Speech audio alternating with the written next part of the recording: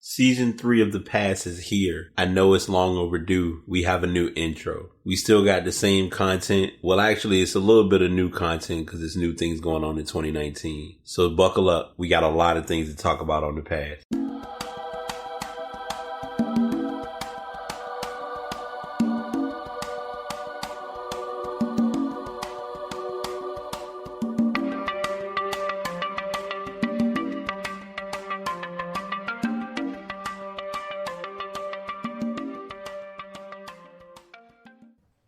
What is up? What's going on, y'all? Episode 233 of The Pass is here. What's good? I'm your host, BT.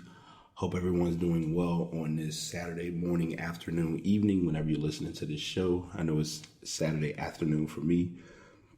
Y'all probably won't hear the show till later on tonight, but I am here to share in my best way possible that this might be one of, if not the longest shows we're going to have. And the only reason why, to be transparent, is because there's so much that's happened in sports and in tech that with me trying my hardest not to go over everything, there's so much information to unpack that I really almost feel like this could be a 2-part podcast. But we're going to do our best to get through everything and just make this a good free-flowing show. I don't even, it's so overwhelming and it's so much for me because I've even added stories that I normally wouldn't talk about on the show, but because as I always share, I'm here to give good content and here give good listening for the fans and for those who are supporting the show. So I don't want to leave anything behind. And I know I've already talked for a minute and a half. So I'm not going to BS y'all and give y'all a bunch of fluff. Let's just hit the pavement.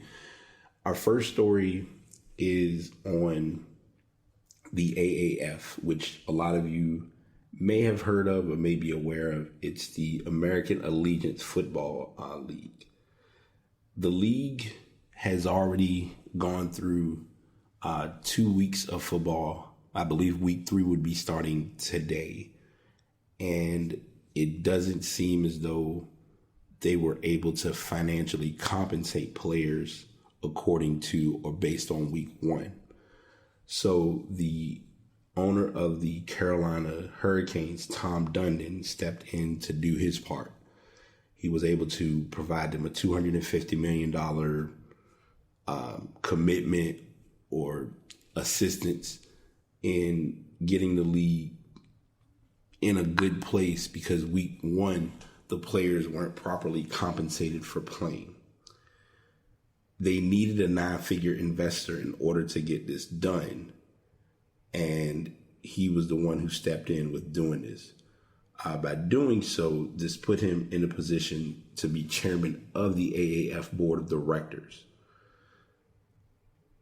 I'm going to say this because I believe I talked about it on the show before, but I'm going to talk about it again so I don't leave it off to the wayside. This league was in a financial battle from day one. It's not the NFL. They're not affiliated with the NFL. This is offering an alternative or a buffer between what's considered as the NFL as well as the AAF, because they're technically, or you could say arena football, you could say Canadian football. It's kind of like a bridge between the gap in a sense. Because let's face it, if you think of those leagues, you think of the Canadian Football League, the Arena Football League, even the Professional Indoor Football League and the NFL, they all have one thing in common: sponsorship. The AAF, whether people want to acknowledge it, witness it, process it, claim it for what it's worth, there really isn't much sponsorship. There isn't much finance backing the business or the brand as a whole. So they've kind of had to work through what they have. They had some funds initially allocated towards the league, which is cool, which is great, which is perfectly fine. But then it's trying to get the players who are actually paying to get proper compensation. And if you factor in the fact that the games are only being shown on CBS and the NFL network, that's costing them as well because you have to get space. And unless you're getting good air or ad time in between those games, that's not much money in the long haul. So all that being said, Tom Dundon is making his part to get the ball rolling. I don't want to compare this to the JBA because it's night and day. I know that's like a totally different sport and a totally different comparison, but I'm bringing that up because it's going to come down to the initial season for a league is always a make or break. It's only February. I know we're not near that point yet, but the JBA league could come back. We don't know. I personally don't think it's coming back, but that's just another story. The AAF is going to be forced to learn a lot with this. I'm hoping, I know it's a stretch, that they could possibly merge or get some type of tie-in or connection with the NFL. But that's all, hearsay. We'll see what happens. Of course, with anything, we'll believe it when we see it. But it's not really in their window or in their scope right this second. So that's just something to look at and something to factor in regards to the AAF as of right now. Obviously, football season is on its idle stage, so it's kind of been in chill mode for the most part. But this story broke a week ago, and it's a big story because this all transpired starting from about October of 2017. Or I'll say we'll say August, September of 2017. And now we finally have a final say in regards to this. As many of you know, Colin Kaepernick and Eric Reid had been in process or in fight of a collusion lawsuit with the NFL, or collusion grievance, because they both had a thought or idea that the NFL kind of blackballed. Like, Eric Reid didn't get blackballed because he did end up getting a spot with the Carolina Panthers, and he got a contract extension, things of that nature. But Kaepernick was left on the blind end, and if you really look at it, there are no black owners. The technicality is that there's a minority owner with Jacksonville, but you don't really acknowledge that either. And in hindsight, it's kind of been the NFL against Kaepernick. So now they were able to reach a settlement between the NFL and with both Kaepernick and Eric Reid for the past. And this is a statement from from Mark Garagos, who supported Kaepernick and Reid. For the past several months, counsel for Mr. Kaepernick and Mr. Reid have engaged in an ongoing dialogue with representatives of the NFL. As a result of those discussions, the parties have decided to resolve the pending grievances. The resolution of this matter is subject to a confidentiality agreement, so there will be no further comment by any party. To be fair, this article, you're welcome to read it and get a full deep dive of what was going on. This is the cleanest way of saying, okay, we're going to go ahead and pay y'all off. We're going to pay you off for the intent that we don't bring this up, or it's not talked about publicly by those individuals in the room in regards to this. The speculations have begun of how much he got paid. Personally and bluntly, I feel like they got paid pretty decently. I feel as though Reid got some money. I'm not saying he didn't, but I feel like Kaepernick really got paid. The most that I'm pushing in my speculation, and of course, I'm saying this because I need to bring this up. I think I've talked about this on the podcast before, but I'll bring it up now. Talks like these are done based solely on speculation or on hearsay or perspective or personal point of view. It's not meant to be right. It's not meant to be wrong. It's just meant to be something to think about. I feel like Kaepernick got upwards at the max $50 million. to not address this, because it's factoring in him being compensated for time of not playing, him and his possible sponsorships or ads that he may have lost, and just the process of having to deal with this on the surface as a person, not just as a possible football player, because teams really didn't even look at him or even scoff at him during any of this going on. And I think they wanted to wait for this to die down, see what would happen, and then put their next places or next ideas into motion. And it ended up serving to the benefit of, okay, we'll go ahead and give him, we'll go ahead and drop this. Teams can go ahead and pursue, or if they're looking at getting him on their roster. The rumors have swirled, and I dislike rumors to some extent, but I always like to wait until reality comes to light. But I think, or I feel as though Carolina's in talks, the Patriots are in talks, because the Patriots now have to look at if Tom Brady's going to lead this year. But you also have to look at what the Patriots plan to do with the draft, things of that nature. Then you look at Carolina, it's an even more intriguing situation because there's uncertainty of what Cam's going to do this season, if he's going to play. And it would be a good 1-2 punch with having Reed be on the sidelines already there. The other factor that is obviously being put in the mix is, if a team gets him, what will his actions or handles be towards the rules and the process of, kneeling during the national anthem, coming out. Bluntly speaking, or in all fairness, if he just goes and plays and doesn't show up during the national anthem, then that would just dead all of that speculation of that idea.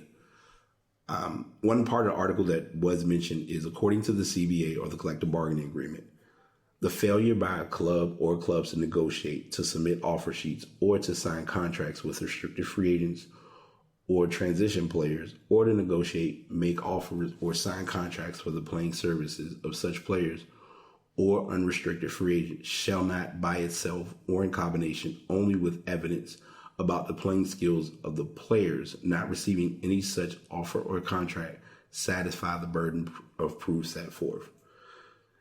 This is based on what defining the burden of proof for collusion is defined as by the league's collective bargaining agreement. To prove collusion, according to the CBA, Kaepernick and Reed would have to show that a club, its employees or agents, had entered into agreement to restrict or limit whether to offer them an agreement or offer them a contract. Kaepernick's main focus to this was, he made sure he did not file the grievance through the Players Association, but he more so hired the attorney, who was Jeff Garagos, which worked out fine in the end. But the best part is they were able to get a resolution and get this all deaded out and died down, which is all that's important, or the main objective at the end of the day. So good for him, good for football. Now we can see how the NFL is going to treat or handle this whole process with Kaepernick. I personally am going to say, it's February now. I feel like a team may not sign him right away by the start of the season, but he's going to be playing for someone by the end of this coming football season. That's my hot take. I think I talked about it, or I may not have talked about it here, but I know in my sports group on Facebook, A Space to Sport, we did kind of bring up the idea, or the story came about where Kaepernick wanted to play in the AAF, but there wasn't the money that he wanted. They couldn't afford it. And we obviously see why with the owner of the Carolina Hurricanes trying to put some money towards getting them the financial support. And it's also what their contracts were too in the AAF. But that's all another rundown. He could play in the AAF too. And it's also, because I haven't looked up the story to see what the length of time is, like how many weeks there are for the season. I'm spinning the wheels a little wildly with this one by talking about baseball this early on. And I do have a couple more football stories, a weird, odd one, but I'm putting it in its place for the sake of the podcast. Manny Machado and the San Diego Padres reached a tremendous deal.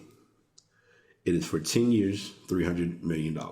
He's going to be joining the Padres. He was previously with the Dodgers. He was one of the biggest names on the free agency list, or that was kind of looking, during spring, as they call it, spring meetings, things of that, or winter meetings of that sort.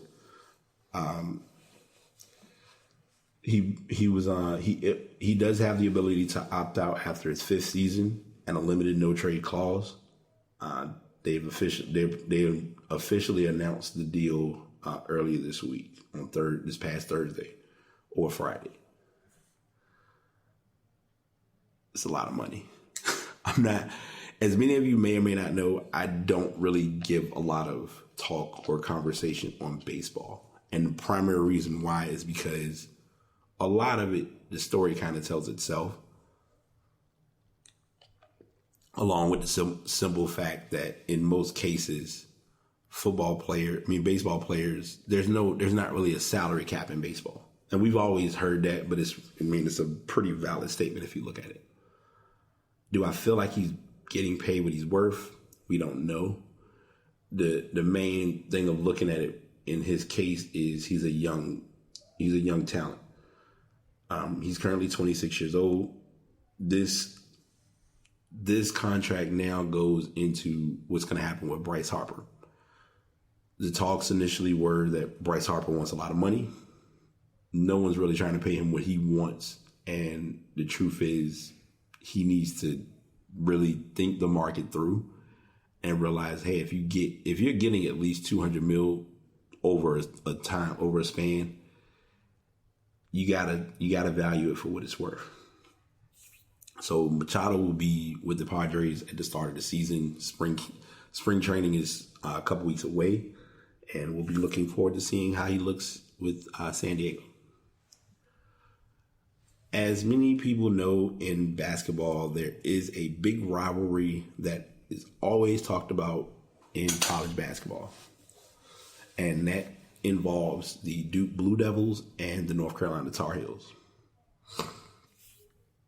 As I always notice every year, they find the smartest ways of extending or prolonging when that rivalry begins, because they try their hardest to not have it occur early on in the season. I'm sorry, not early on in the season, early on in conference play. They'll typically find a point to put it after, both teams have kind of gotten a couple games in, and then they give it a massive amount of hype or a massive amount of attention. Well, earlier this week, Duke did play North Carolina. North Carolina won the game. That wasn't the big story, though. The story from this game involves Zion, as Zion Williamson, who's projected to be the number 1 pick for this upcoming draft. Now, before I get into that part of the story, I'm gonna kind of give some insight to this, because this is a good story or a good piece to unpack or unravel. Here you are, you have what could be one of the biggest games on paper, and you have Zion. Everyone's wanting to see how Zion's going to look, how he's going to play, how he's going to perform, et cetera, et cetera. 33 seconds into the game,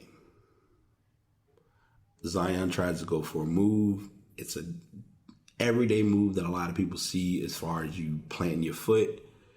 He plants his left foot. His shoe blows. His shoe just busts open. And because of the shoe and the speed that he was moving at, it caused his shoe to blow, and his right leg fell and slid from under him, causing him to sprain his knee. They've called it, or currently listed it, as a mild knee sprain. Grade, I believe it was said it was grade 1. Information has been shared and presented regarding this since the knee injury. One of those being that the shoes he was wearing were the Paul George 2.5s, which he currently has the 3s that are out now. it was brought up that the shoes that he wore, he's been wearing those shoes for the duration of playing for Duke. Now, I'm going to say something about that before I go any further. And I've seen this with kids in high school. A lot of times when guys play in shoes, they'll play in a pair of shoes, they wear them for that game, and then they get another pair of shoes for the next game. I've even seen it to the point where one kid was wearing a different pair of shoes each quarter. I've seen it where kids have worn a different pair of shoes each half. It all depends on the player, the preference, things of that sort. Now, that's high school, of course, because in high school, even in college, it's in some instances, you're given shoes as a basketball player or as an athlete. In football, the same applies. I mean, you get a lot of merchandise and things of that sort. So for these shoes to have blown like this, it was an unexpected or a blindsided situation. What I think about the most with this, and I feel like it needs to be addressed, is stop pointing the finger at Nike on this one. Shoes are just what they are, shoes. They can be tested and retested and factored into multiple things occurring, but you can't put a 285-pound, 6'10", 6'8", 6'9", 6'10" man child in the place of, well, I think he's 6'8". I think he's 6'8" or 6'9", but a child is like literally 18, 19 years old, and the speed and the movement and the body and the weight, you can't put all of those tangibles or variables into how a shoe is going to test as far as its spinning or its turn. Because of the shoe splitting like it did, it put, like I mentioned before, it put Nike on heavy watch. It even caused Paul George to kind of get out of his comfort zone and speak about it, which was really appalling because it's not Paul George's fault. And I think people who don't understand basketball don't realize that. What's looked at now is the question of, is he going to be able to play again? Are they going to just sit him the rest of the season? What's the next step? The evident and the clear-cut answer is let him play. Just let him go ahead and play. It's not going to make that big of an impact if he does or does not play. If he does play, him playing, you get more footage and more viewership of him through his career, not just high school, but also NBA. Also college. The shoe situation kind of brought the NBA to possibly looking at changing the rules a little bit and giving kids who are 18 years old the option to come into the NBA. So that's a strong chance. It's also opening that window of, hey, if you want to go into the G League and then possibly get to the NBA, you have that option. It put a lot of things on the table and put a lot of things in the perspective that no one really didn't think of until this occurred. And it shouldn't take things like this. And this is something that I always talk about in my line of work. It's the weirdest thing, but it's the harshest reality. We have to wait for something to fall apart before we fix it. And it shouldn't take the falling apart point to occur to realize that something should be fixed. And something of this magnitude could have been fixed a long time ago. And that fixture would have been to just, if a kid wants to decide that he wants to leave early, he wants to come straight out of high school and go pro, let him go pro.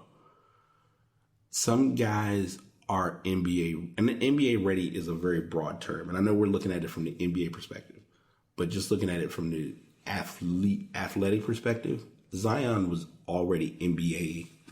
Anyone who watches or knows basketball realizes he's NBA bad. And this is why I say this. He did not have to go to Duke to be considered as a lottery pick. He could have went to any school in the country and been just fine. He was not going to go to South Carolina. The reason why in South Carolina you weren't going to really get that. You're going to get the SEC competition. At most, you're playing against Kentucky. If you'd went to Kentucky, you're playing in the SEC, but it would have been like him playing in the league he was in high school. At most, he would have had his battles with possibly Tennessee or LSU, but Duke was a better shot because you're playing against guys in North Carolina. You're playing against Syracuse. You're playing against Clemson. You're playing against teams who they have nothing to lose. And I mean, it's the case with all of the other divisions or conferences, don't get me wrong, but it just was a very tough occurrence to happen. The current story that is given as of right now is tonight they play Syracuse. He is indeed going to miss that game. I don't have this as an article, but I'll talk about it. Jim Boeheim was part of a very tragic accident. Him and his wife were in a car, and they hit a pedestrian. They hit someone who did die. And Boeheim did give a statement in regards to that. Now, I'm wanting to say it's a pedestrian. I'm telling the story a little blindly here, but that news did hit my feed a while back, and I wanted to make sure I don't ignore or go past that story at all. Yeah, he did kill. It was a pedestrian that was killed in this instance. So I wanted to make sure I give that article its proper attention as well. And he actually will be coaching the game tonight. Let's see. Syracuse police said that Boeheim hit 51-year-old Jorge Jimenez with his vehicle on I-690 in Syracuse on Wednesday night. After a car carrying Jimenez and 3 other people crashed into a guardrail after hitting a patch of ice. The 4 people were standing outside the car when Boeheim swerved to avoid hitting their disabled vehicle, resulting in Jimenez getting hit. He was rushed to the hospital where he was pronounced dead. I'm throwing it, like I said, I just put that story in because we are talking about everything that occurred with Zion and with Duke playing Syracuse. So I want to make sure I'm not just throwing that in there as a wild story. Like, well, what does that have to do with anything? But the main point that I'm going to say is that there's a strong chance that Zion will still play some games this year. And that's just kind of the cleanest way of putting it. The All-Star Weekend. Where do I begin? And I guess I'm going to do these in order. I'll go ahead and tell you now because I didn't really find it enjoyable and I didn't watch much of it. I'm not going to talk about the Rising Stars Challenge. I've never been a big fan of the Rising Stars Challenge when they changed the format of USA against the world. It's okay, but it's not. It's just not. It doesn't have the same flair to me. Along with the fact that I preferred it being rookies against sophomores because of the fact that you do get to see the guys who were rookies last year now playing against those who are the new incoming class of rookies. So I know if I remember correctly, I'm wanting to say Kyle Kuzma won MVP. I might be wrong, but Friday's festivities I don't talk on too much. That's the cleanest and prettiest way to put it. I did get the article for the celebrity game. Famous Los, who is a well-known comedian and basketball player, played for Don Staley's team, who was able to beat Ray Allen's team in this matchup. The score was 82-80. The toughest part of it was there was a lot of missed opportunities in this game, to say the least. There was one point where they did show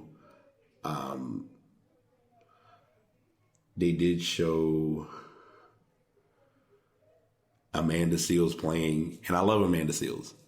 She took a jumper and it just did not do too well. It didn't hit the rim or anything. There were a lot of people who didn't play. One thing that was brought to my attention about this game, which I'm still trying to understand, is it's a celebrity game. So if you have this as a celebrity game, having WNBA players play in this game who are currently in the WNBA, I get that this is their off season and it's something for them to do, but to have them playing this game to this magnitude, I was kind of mind blown a little bit. I was watching Jimmy Hyrola, I believe, he does a lot of YouTube videos, and he brought this to attention to light. And when I looked at the video, I was like, I did not think of that. It wasn't just that you had WNBA players, but you had two of the best or two of the top WNBA players. One being the rookie of the year, and the other one who has been has been in multiple All-Star games. It wasn't something you really needed or truly had to have for this game, but for the sake of the article or for the sake of the game, they had them playing. Ray Allen was out there shooting threes like he thought he was back in his heyday again. But it was a good game. It got us attention, and it kind of drew us attention, drew us fans towards it. But it just was what it was.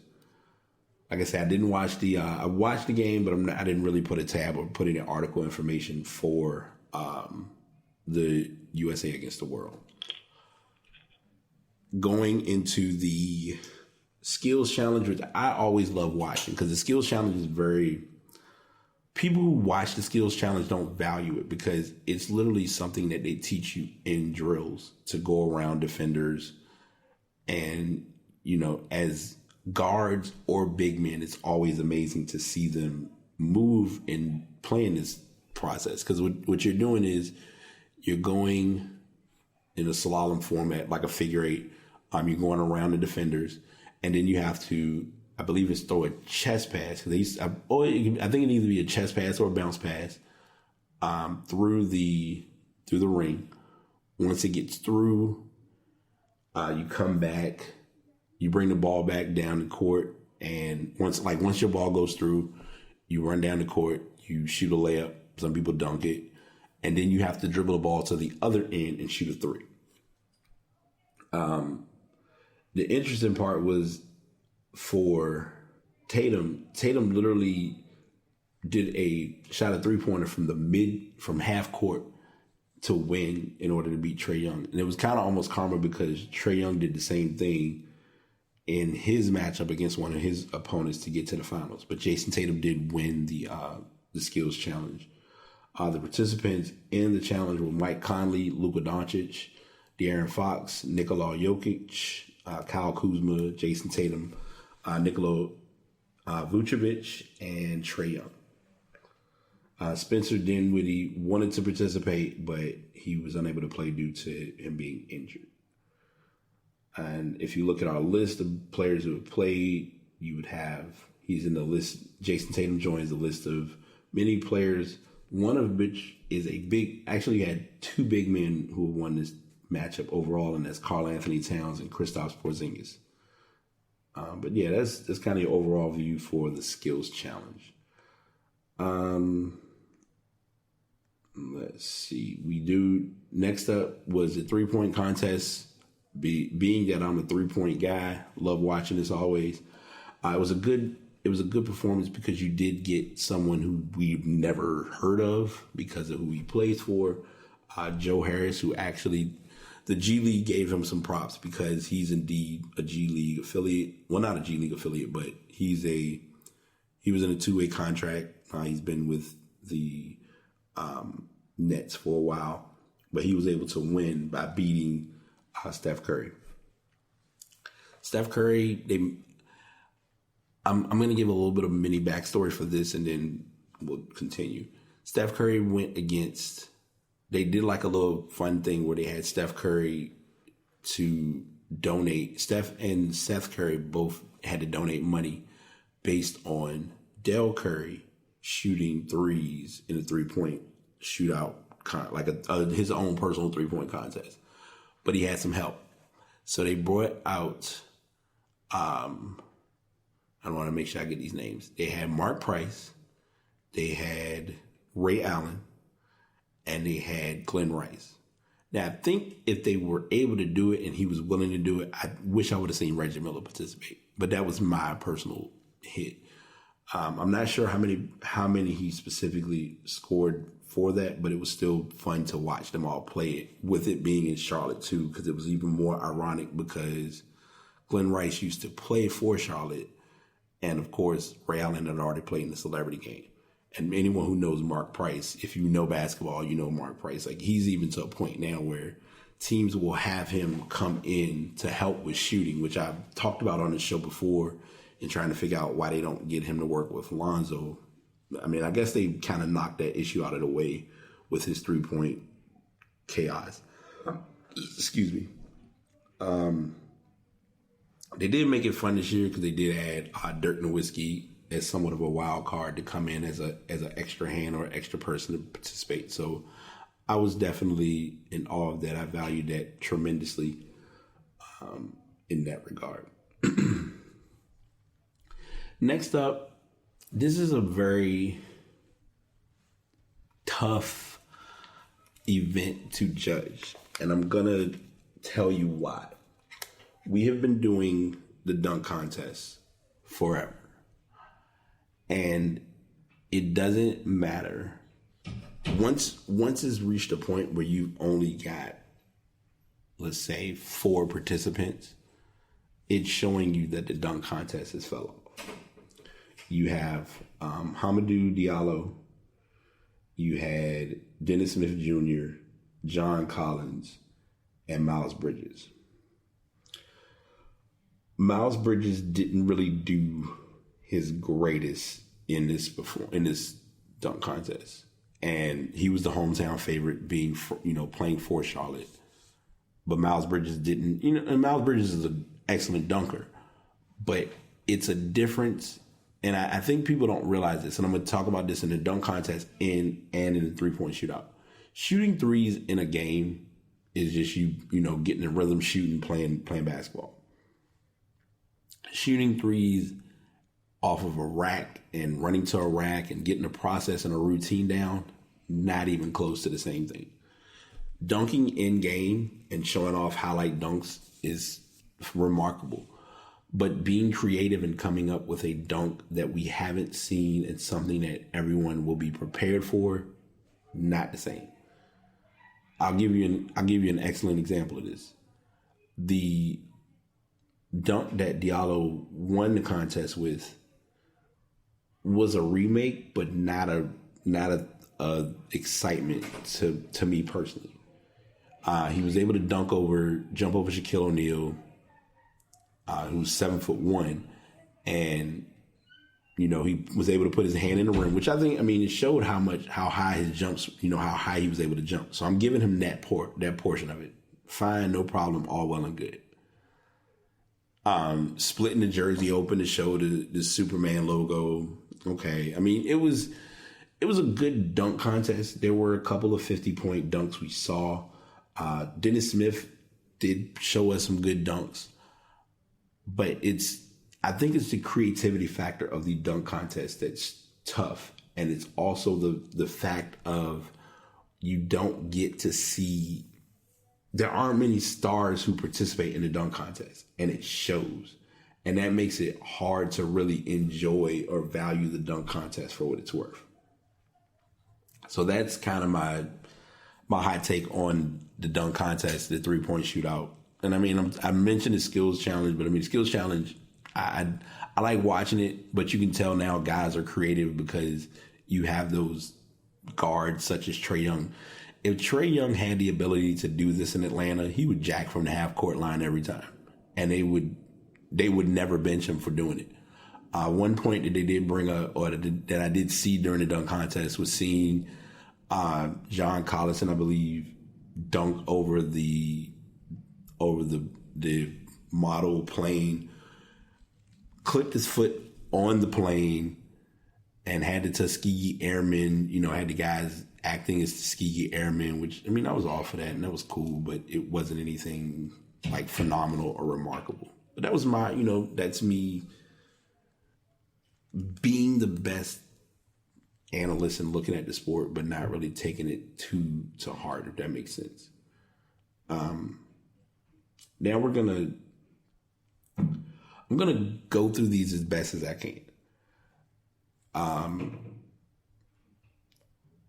The All-Star game, as far as Team Giannis and Team LeBron, was very unique. And here's why I say that.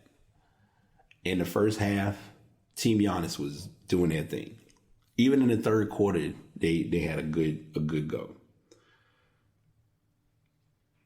The second half of the game literally was a different story because you literally had Team LeBron outscore Team Giannis 96-69.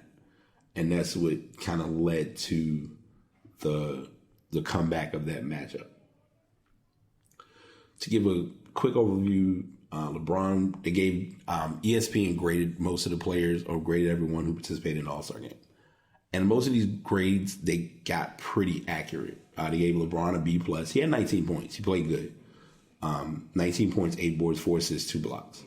Durant got an A. He was the MVP. No issues there.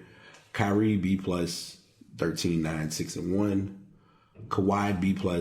For him, this was good because Kawhi actually played a role in helping get the team into the place that they belong in this matchup.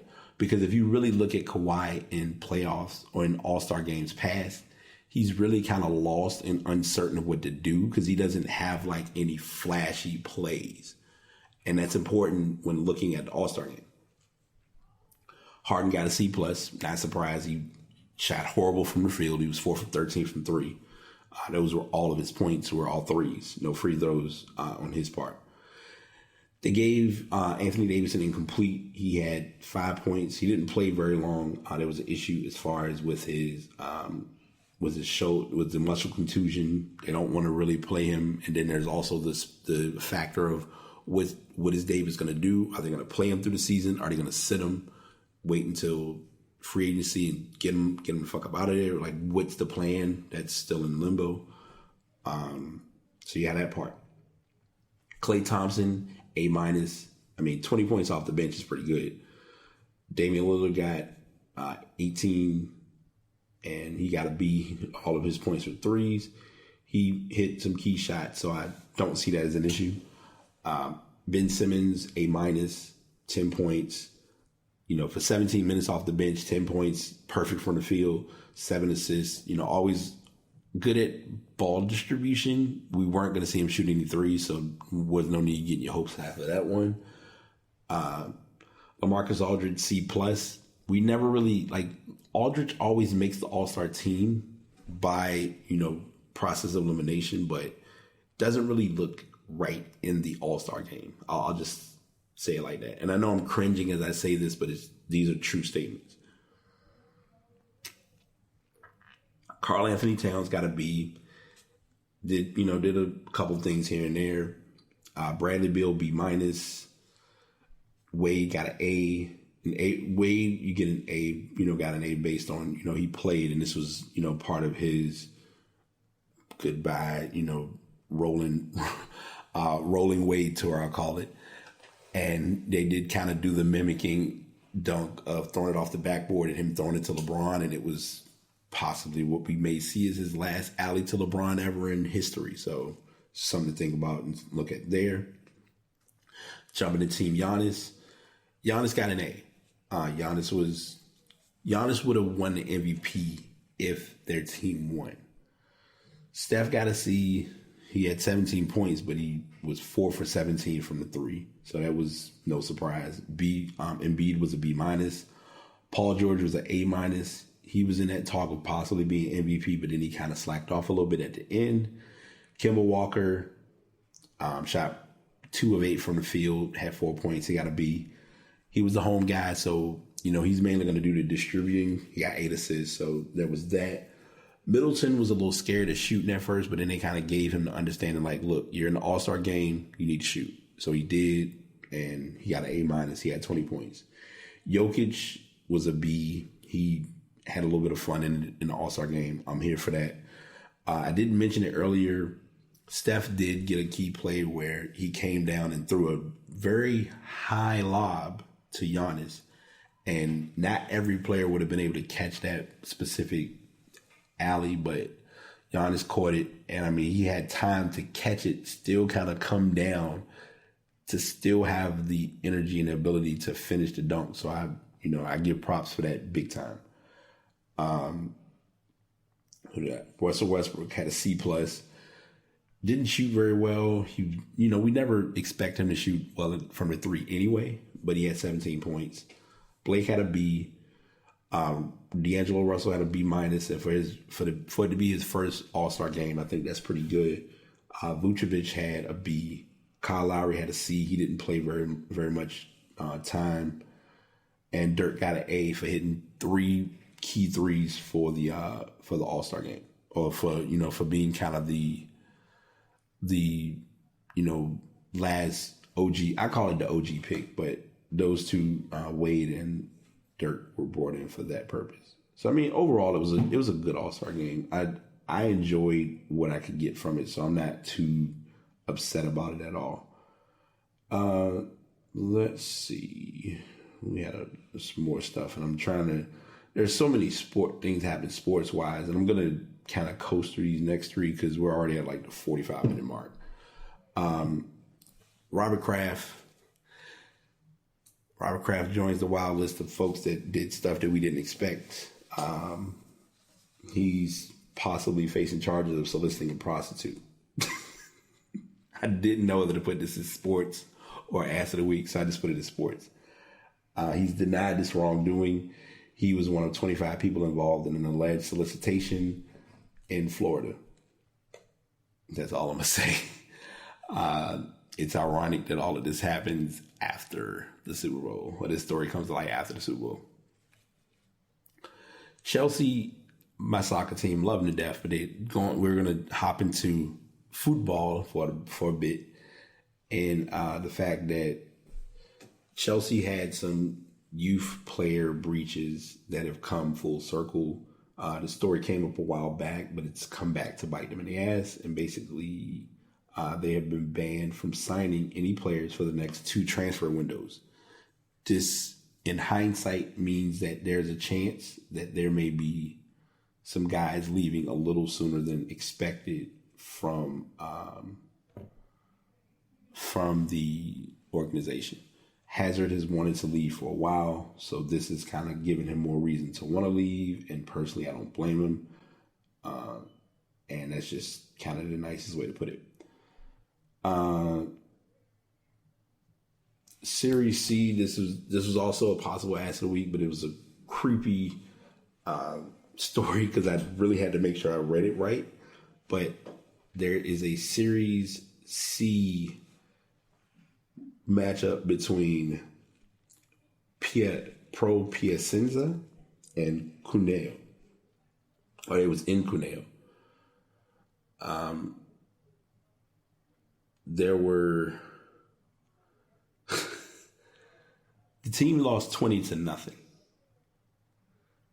Pro Piacenza lost 20-0 to this team.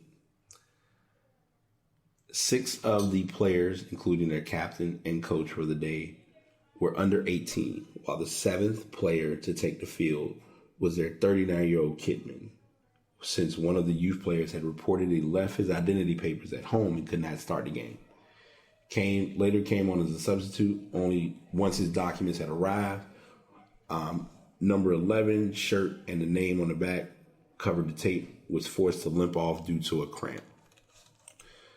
They were down 16-0 at halftime in the Italian third tier clash before losing the game 20-0.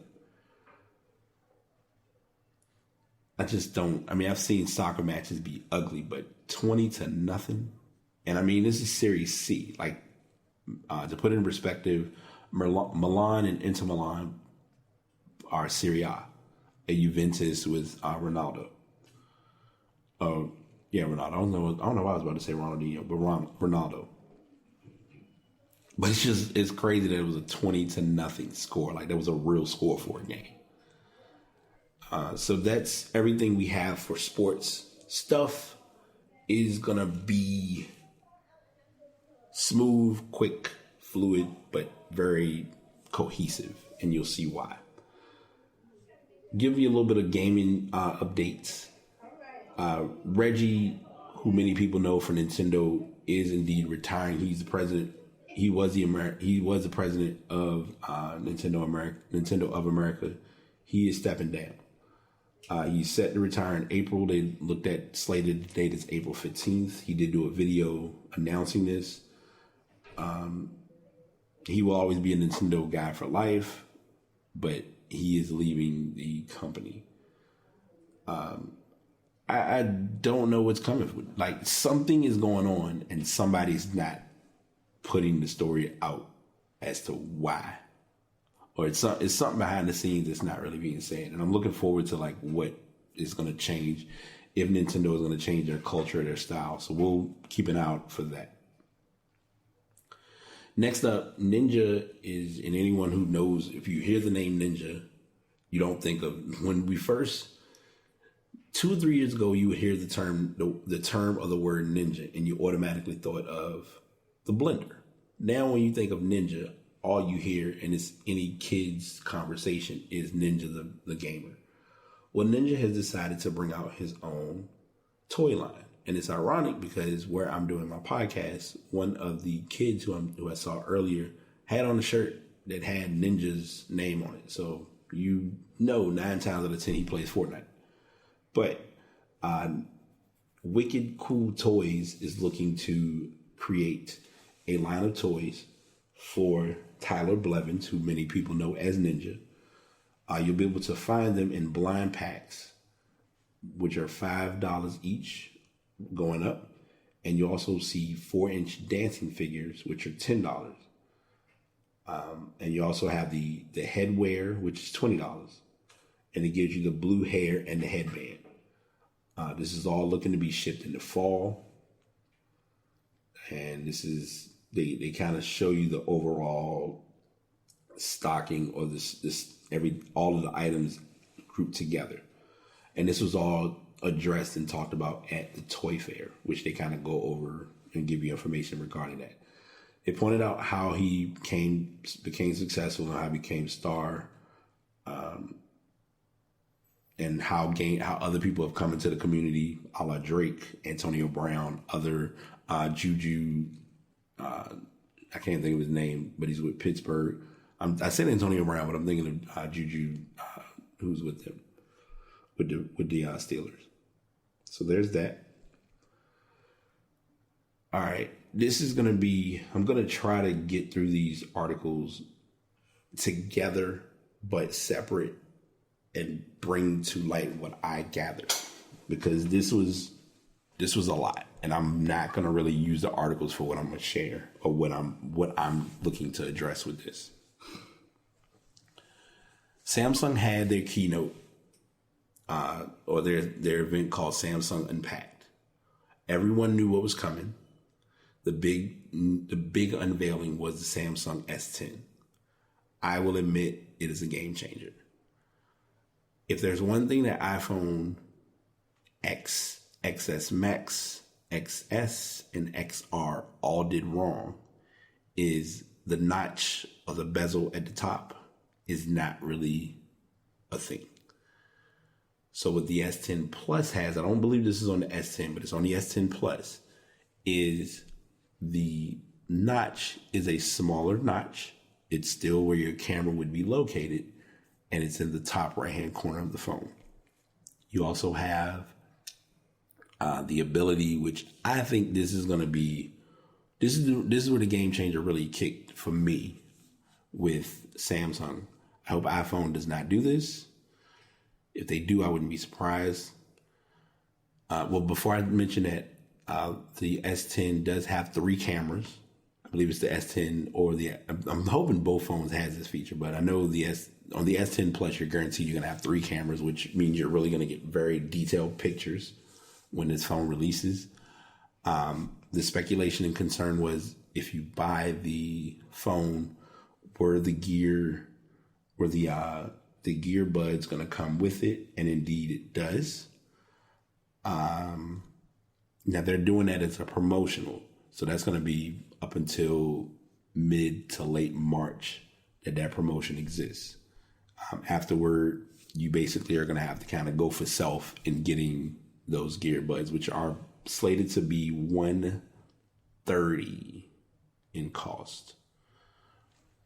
Another thing that was brought up is that the the phone itself will act as its own, as a practically as a wiring device. I mean, as a wireless charger, which I think is phenomenal. That's that part alone caught my attention, because if a person has the S10, they can turn their phone over and another person can charge their phone using that person's phone. Now, I'm not sure how that has been tested and how that's going to look in real life. But as long as it doesn't take us back to the time when people had the NFC technology and were excited about sending pictures to each other by holding their phones up to each other. Didn't like it then, damn sure not going to like it now. One thing that I am going to use for these articles is, and I'm sorry, they did mention the Galaxy Watch Active, which is going to be something that people are going to look to use, because there are some people who, with having the Galaxy phone, they want to get, it's an alternative from the Fitbit, which people have their love and hate about the Fitbit, but if it does its job, if it ain't broke, don't fix it. So they did present those watches there as well. We got to see the Galaxy Fold. I gotta say that I may have to co-sign with my twin on this one a little bit. This is gonna be a weird device to have. And I feel like it's gonna be a weird device because I can't see someone carrying this device without a case. It gives you the ability to have your phone as a natural phone, but then unfold it, and it's practically equivalent to a tablet. It doesn't sit flat from its shown images, but of course, when you're looking at images of it, it's very quick and on the fly. There's a lot packed into this device as a whole. I'm going to skip through the article that I have listed. Before I continue, I want to mention this too. The cost of the Galaxy Fold is nearing $2,000. It's $1,980 rounded up. You're looking at $2,000. You're not going to buy the phone outright. You know, as everyone does, they do plans and packages. So I get that. I'm not shooting Samsung in the foot for that at all, because we're at a point where people do not outright buy phones anymore. We lease phones. It's amazing that we've hit that point, but we're here. So this is the Galaxy Fold, folded. Just look at the outline of the device. The image comes from the reveal video, which is a single piece of media that shows this angle. Even then, it's only for 2 seconds.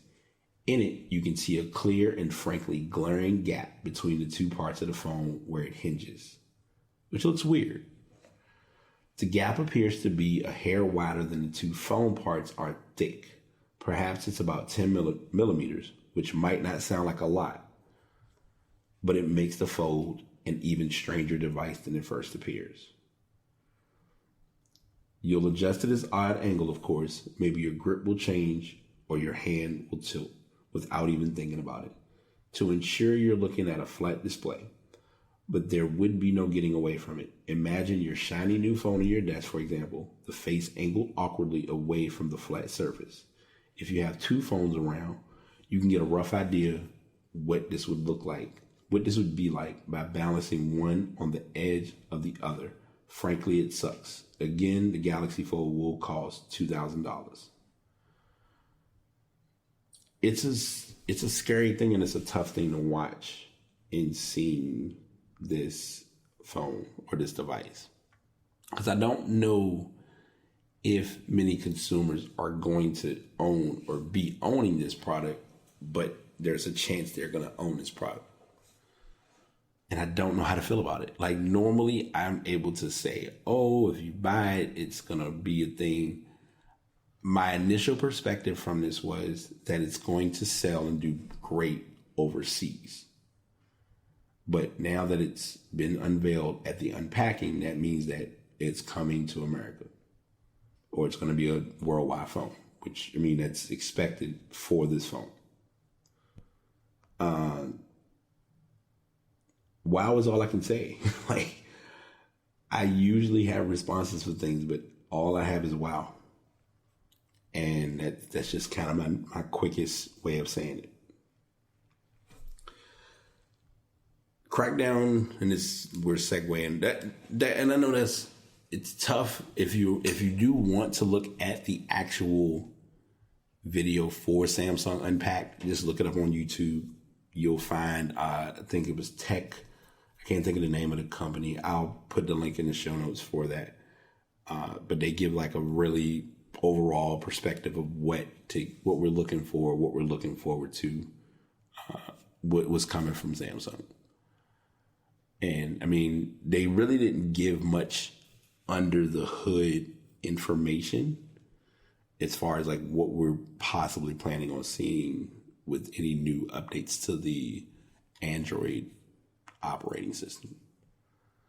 I have known with people, because I did get some clarity because I have friends who are Android owners, of what the rich text look is compared to when you get text messages from those who don't have Android. And it's a little different because a lot of times your factor is if you're on the internet or on Wi-Fi. And if you're sending a group chats can come in very wonky based on your device. So that's something to look at too. Running into our game category, I watched this game. I watched someone play. They actually, when I went to their stream, they had already beaten the game. They then went into an online game to play against others. There were things about the online presence that looked good, and there were things about the online part that shows you that they really didn't do very well in this category. As long as, and I'm saying this being funny, but I'm being truthful in what I'm about to share. Everyone's doing Battle Royale. If any fighting game, and I'm talking strictly to Smash, Tekken, Street Fighter, and Mortal Kombat, if any of y'all do a Battle Royale, I won't talk about any of their event. I won't talk about any of their games on my podcast, and I mean it. But Crackdown 3, and that's a random segue, but Crackdown 3 did release, and the receptions are indifferent about it.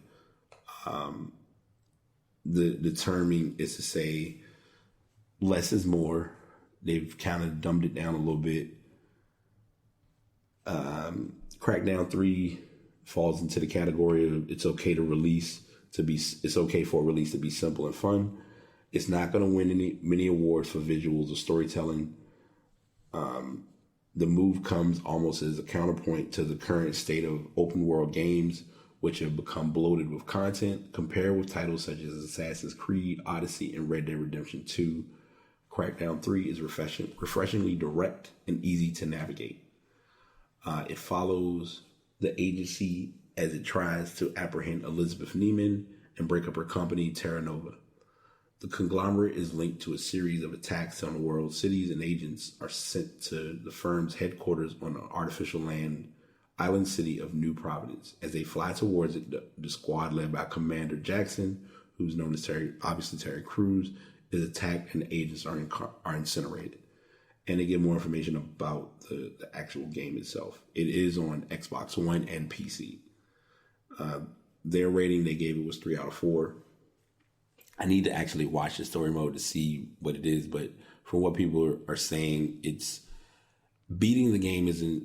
And I watched one streamer play it, and in his stream, he basically mentioned it as beating the game isn't the issue. If you want to play a game that you're trying to beat it and get through completion, that's not a problem. Getting 100% is where you get to have where you're that. If you're in that 100% achievement hunting stage, it could be your thing. So that's my deep dive and overall look for that game as a whole. Black Ops 4 brought out a new update called Grand Heist. Have yet to really watch many Black Ops 4 games because a lot of people who play it typically are always in blackout mode, so you really don't see it that much. But they did bring Loot boxes, they are using the opportunity to bring up the Operation Grand Heist, which is a cops and robbers theme. It provides a new multiplayer map for casino and lockup, or they bring in some new themes. They brought in a game which a lot of people love, known as One in the Chamber, where basically everyone starts off with a bullet. If you are killed, let's see, in addition to new maps, Grand Heist offers nostalgia with the return of Black Ops fan favorite, One in the Chamber, party mode, which gives each player a pistol, 1 bullet, and 3 lives. Each kill earned loads another bullet in their gun, and players fight to be the last one standing. As tested this week via cryptic in-game hints, the Battle Royale mode Blackout finally received a much-needed refresh to the map. Ghost Town is now the cool place to drop for loot, providing a desert locale that includes Black Ops 3's DLC map Outlaw, which is a Western version of Black Ops 2's popular standoff map. So they give you some images and information for that. So it's getting a little more creative there. They did add another, Operation Grand Bar. So they do have some more contraband tiers in as well. And they kind of give you the price and rundown of that. In most cases, if you're looking to do this, you already have the Black Ops Pass. So if you got that, props to you. So that's all I have for stuff. I want to get into this before I forget because there was so much that occurred in music. I initially was unsure of what I was going to do for music, but I want to get these all out the way because it all hit like at one time. And as y'all can tell, before I continue, because I forgot to mention this, I am not in the best of states. Physically, I've had a little bit of a cold I'm fighting, so I know y'all probably can or can't tell, but I'm like keeping it together because I know if I came on the podcast with a sore throat or just couldn't talk, it would have been a struggle. But we actually, and I put the wrong name. We had some new music, and we had a lot of new music. The first album I'm going to talk about is Offset. I actually initially had Takeoff as the title, but I forgot. Takeoff's album was last year. So we're going to do this a little differently. I'm going to go back in time and then I'm going to bring you to now. The order of the album's releases are the reverse order of the feel and vibes I had with each album. And here's what I mean. And I actually listened to all of them kind of in a spurt moment because I listened to Quavo's album last night again because it came out, I think, in October. I think it was either September or October. You had Takeoff's album then release in his album released in November. The expectation was Offset's album was supposed to drop in December. Everything happened with him and Cardi. There was uncertainty of what was going to transpire from that.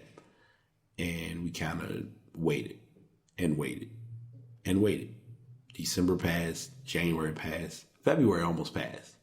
February it dropped. The album dropped on the 22nd. Quavo's album I couldn't get into. It just did not do it for me. Now I'm going to say this because I want to be fair. All 3 albums sound like Migos albums. Bottom line. That's expected because they're all going to be known group-wise. There are collabs of Migos artists on other albums. So on Offset's album, you'll hear some Takeoff. On Quavo's album, you're going to hear some Offset. I know a lot of y'all like, well, I don't know none of these people's names, but okay. You and I get that. If you're listening to the albums and know the music, then you'll kind of get the theory. Takeoff's album has to grow on you. it grows, but it doesn't grow properly. And I know that's strange to say it that way, but it's truth. It has a weird growth to it. I'm not even gonna say it's a growth spurt, because Takeoff's album is just, it's good, but it's parts of it where you're just like, okay, you're telling me the same thing 4,000 times and I'm tired and I need to give me something new, something different, something that's going to spark, keep, or maintain my attention. If none of those three things are being done, you've lost me. And it's just reality. Offset's album releases. I listened to Offset's album at the moment that I realized it was out. I didn't like it. And I said, okay, with music, you sometimes, it's not like you're forcing your ears to learn the music. Because I posted a tweet, and I'm always bad but truthful in what I say. And what I'm going to say now is very true. Trash is going to sound trash regardless of what headphones or what quality equipment you're using. If it's trash, it's trash. And I can't argue that. That being said, Offset's album wasn't trash. Offset's album is just, you got to be in the right place or in the right moment to really listen to it. And the tough part now is listening to artists or music or albums lyrically is very challenging. But you're also put in the place to where you have to do it. I did, and the second time I listened to it, it wasn't as bad. So I put Offset's album as the best out of the three. I'd say Takeoff's was second, and it's not close. It's like a huge gap. And then Quavo's just on his own island, because it just, everyone's looking at it and assuming that Quavo is going to be like the guy, but I'm not seeing it. I'm not sold. And that's just me personally. I'm not saying that everyone's going to see it the same. I know a lot of people who don't listen to any of them and aren't fans of any of them as artists. And that's all well and good. And I have no fight or argument there either. So there's that album. Kehlani, her album / mixtape came out. 10 of the quickest tracks I ever heard, by the way, because when I heard it, I didn't even know it had dropped. But, here we are. So I listened to that. It was okay. And actually, I'm saying it was okay, but it was actually a pretty good album. So that was a good AirPod Escape, music sesh, whatever. Didn't listen to it, but obviously Slim Shady's LP re-released. It was extended. I'm wondering, in hindsight, if he's taking a book from Drake, or taking a page from Drake. Who knows? Eric Bellinger, I didn't listen to it fully, but the couple of tracks I did listen to, I like it. I want to give that a full listen over the weekend. And I'm going to say this because it's here and we may as well talk about it. Thanks to Nicki Minaj, we've gotten all of these Thadiana and Blockiana and Papiana and Mamiana and Fabiana remixes. Stop. Please stop. It's killing us. It's draining us. It's taking energy away from music. It's not giving content. And it's just not. That's the nicest way I can put it. But, hey, music is music, right? Quote unquote. We are now to the point of the show that I just don't even know where I'm going to go with these, but I'm going to talk about it and let it be what it is. And I have a great message as far as passing the message. I want to make sure I don't forget that, because it's important to pass this message to all of my listeners. But I'm going to talk about Ass of the Week first, or Asses of the Week. First Ass of the Week was in Norwich. There was an event that happened called Fortnite Festival. And it's sad because they didn't put one of the events that happened that was just as bad. And the proud tradition of shows like DashCon, Fire, and NathanCon, An understaffed, underplanned, and unlicensed Fortnite party held in the UK over the weekend turned out to be a complete disaster. It does turn out and they just put this in the article, that the organizers of the show are being sued by Epic. No surprise there.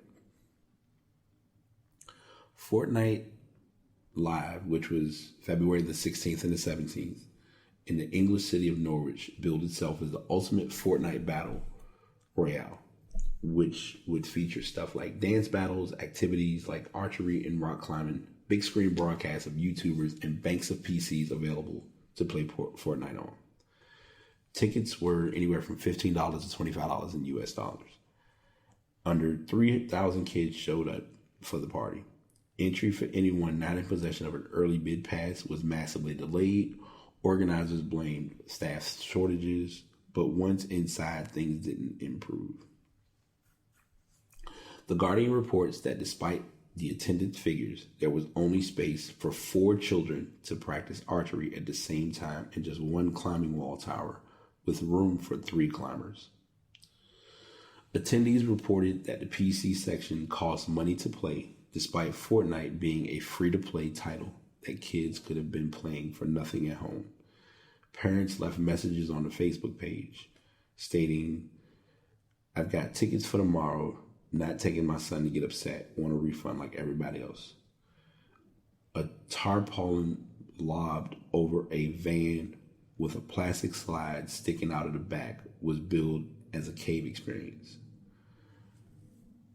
There was a video that was shown for this. It's not available.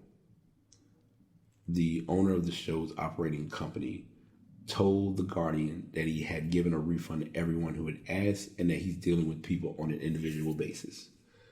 The event, despite using Fortnite's name, logo, and official art to promote itself, was in no way licensed or approved by Epic Games.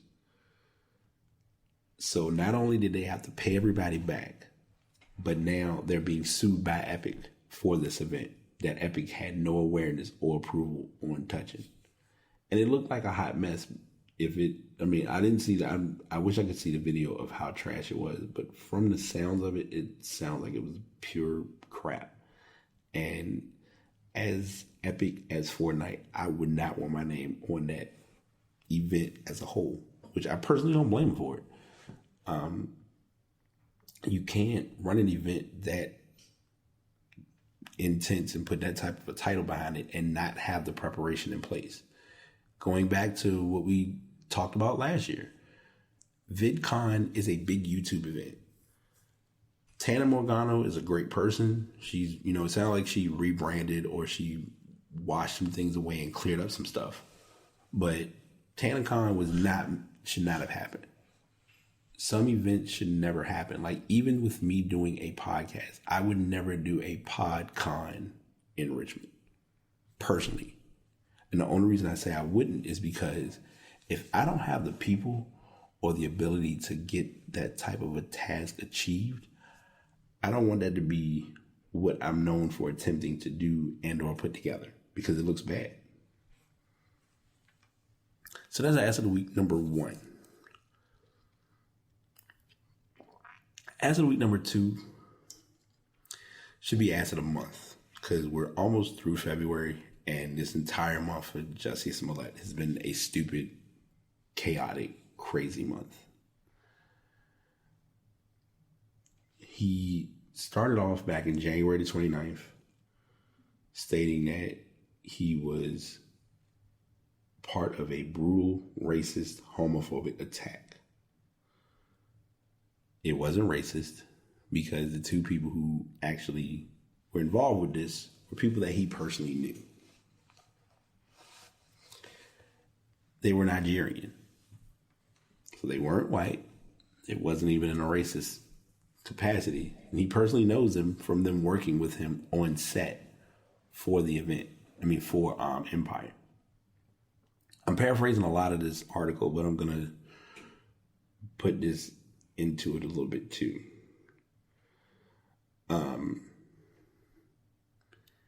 He paid those individuals to participate in this. and have it all staged. And the staging was done horrendously. Now it's hit the point where he's facing jail time for generating a crime that wasn't really a crime.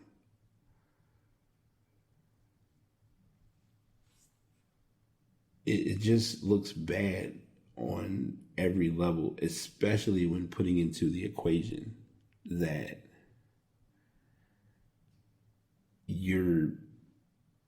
and the federal part of it made it massive because you took a letter and had it mailed and included a supposed powdery substance, and now it looks like you're the worst person in the world. And to add to that, now there's the speculation and the idea that, well, he's been bringing, he's had, taking meds, or he's had an issue with dealing with medicine and could be on drugs or things of that sort. They're taking him off the show. And it just looks like this is an ass of the week that I just don't know what or how to say anything to give it justified thought. Because at no point did he think any of this through. What I really sit and think of the most with this article and with this story, cameras are undefeated. Like where I'm at now, I can't see one here per se, but there's probably one nearby. There are always people watching you. So to think that you can get away with doing something stupid and not realizing that you can be caught is stupid.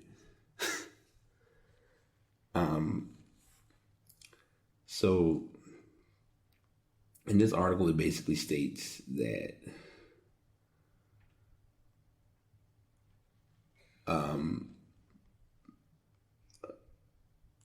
Abel, I want to read as much of this as I can.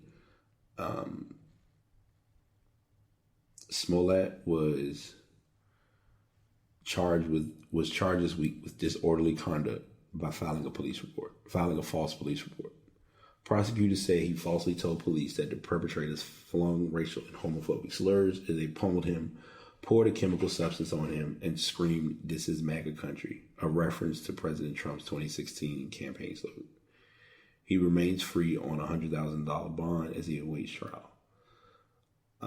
The Asundaro brothers initially resisted giving police much information, but as investigators prepared to charge him with a hate crime, prosecutors say they came clean.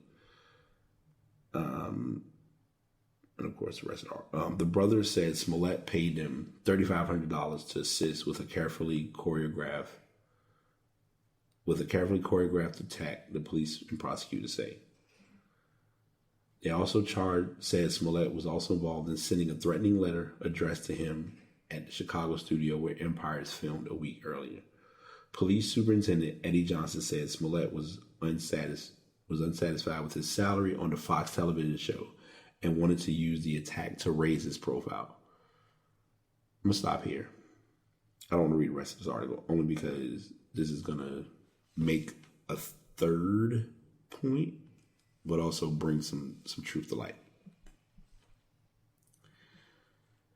Your profile is your brand. And I always talk about branding on this podcast. Anything that you say or do to someone, it is a reputation of who you are. There's nothing wrong with giving comments. There's nothing wrong with giving feedback.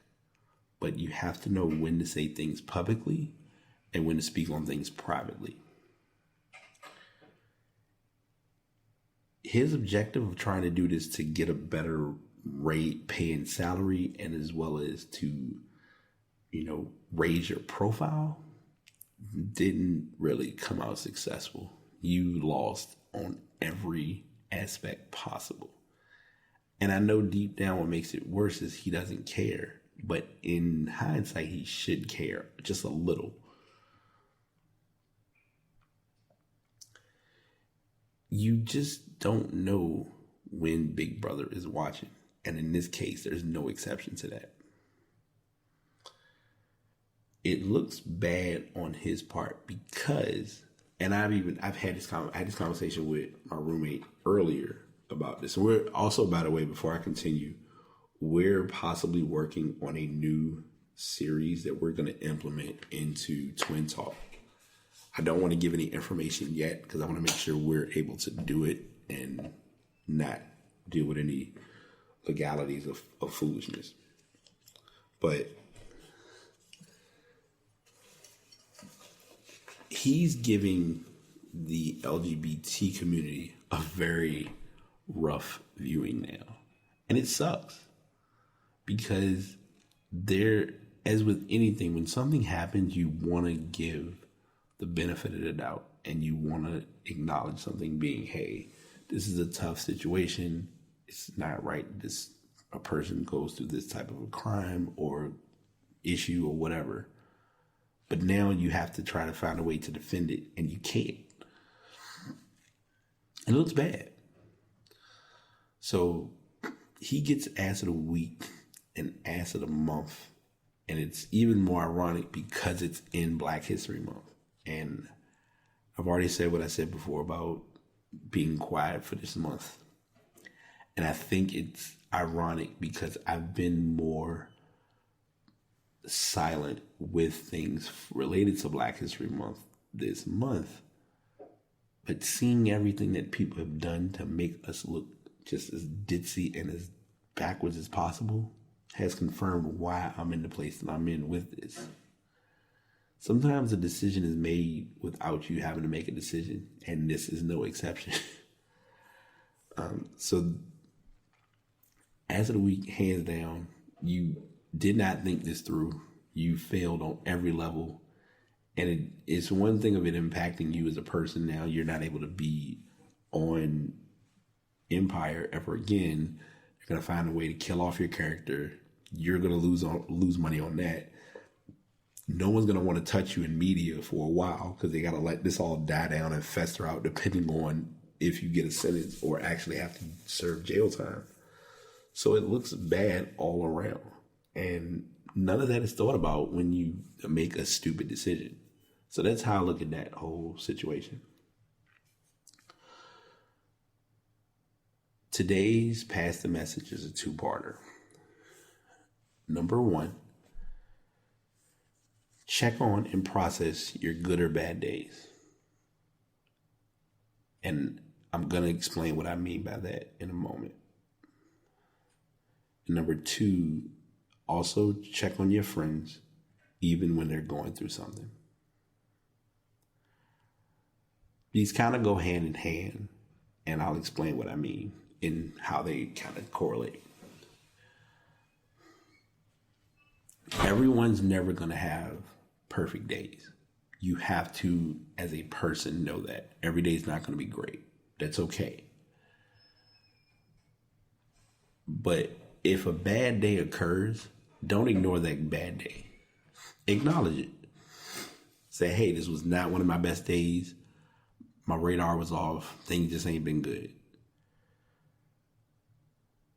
That could also mean if someone asks you how you're doing, you can tell them how you really are doing.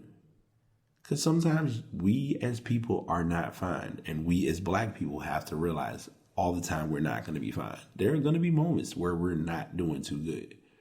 And we need someone to help us get through, over, around, whatever it is that we're dealing with. So that's what the first part of that means. The second part is something that I'm not gonna put any public. I'm not gonna put any names. I'm not gonna put any identities. I'm not gonna put anything massive behind this. But this is just a true statement. If something seems off with those around you, don't ignore it. Acknowledge it. People don't want to make people acknowledge, or people don't want to take time to acknowledge when something isn't right. Earlier today, and it's a natural habit, because this is even with me. Like when I do the podcast, like I was typically when I do podcasts, I'm like, I'm gonna stay home, just do the show, no big deal. But today I was like, I need to get out the house, and I'm not going to do my show at home. So I had my roommate who, she was kind of like, oh, I'm not sure if I'm going to get out the house. I'm doing it. I was like, you need to get out the house. Because if you don't, what's going to happen is it's going to be like 4 or 5 o'clock and you haven't moved, you haven't done anything. And sometimes it's okay to have non-productive days. Don't get me wrong. Like I've been there, done it, do it all the time. But if you're having a non-productive day and you have a chance to be productive and you're factoring in something such as the weather, it'll stop you. We as people can find excuses to not do something when we really should be doing something. And I'm not saying this is even at her, but it's just an overall thing. Like, check on people. Like, reach out, say hi, make sure they're good. Some people may not directly have the connection to do so. So if you don't, find someone who knows that person and reach out. Like, reach out, because you never know what someone is or isn't going through. Because as long as people carry themselves around like, quote unquote, everything's fine, everything's cool, if it ain't cool, it ain't cool. And it's okay for it to not be cool. Because we need people around us to really look at, hey, what's wrong? Like, do you need to talk? Do you need to communicate? Communication scares people because it makes people uncomfortable. But the discomfort of communicating is what makes for better dialogue between others, between yourself and others. If that went by you, scroll back a couple of seconds and listen to it again. You have to take time to know how important it is to communicate. And that is key to what I'm working on doing more with this podcast. Because I have used this, I've said this before, and I'm a close. Y'all know I can turn this into a 2-hour podcast in a second. But you can have times where you want to talk about it, but you don't feel like you have somebody to talk to. You should always have that one person to reach out to and talk to. Because if you keep it all to yourself, all it's going to do is just frustrate you and have you plan the what if and how come and why didn't I talk about it, or what am I going to do? Because you may need someone to assess it and really get you out of that funk or out of that headspace. And it goes back to the initial point of saying it as those bad days are okay to have. Having them is normal. But be willing to be checked on and check on others. Because it could be somebody else might be going through the exact same thing you're going through and you just don't know it. So that's what I got for y'all. I know that ending is like a little different. We're going to chop this up. We're going to edit it down. We're going to give some marks and put some places. This is going to be one of the first podcasts where I'm going to work on doing the chapters and the marks and breaking the story. Because usually I just record, upload, that's it. This one, we're going to really try to piece this because I really want this to be good content for other people. And I want people who really need to talk about things to stop acting like they can't talk about stuff. Because we are so scared to talk to others because we want to make it like everything's all right. Again, if it's not all right, it's okay for it to not be all right. So that is all I have. Thank y'all for tuning in. I appreciate the support. Any likes, any comments, any feedback, anything that's helping this become a better brand, it's valued tremendously. So, as always, until next time, this is BT. This is The Pass. Signing out. Catch you on the next episode. Another episode is in the books. Thanks to everyone for tuning in. As I always share, if you'd like to get into podcasting, you can check out Spreaker.com. And if you're looking to invest in a microphone, or if you're looking to genuinely start with recording, I use the Blue Yeti microphone, but you may prefer to do the Samson Meteor. Just know that if it's your craft and it's something that you're meant to do it and do it well. That's my main thing to tell people about 2019. Do it and be reliable. Y'all take it easy.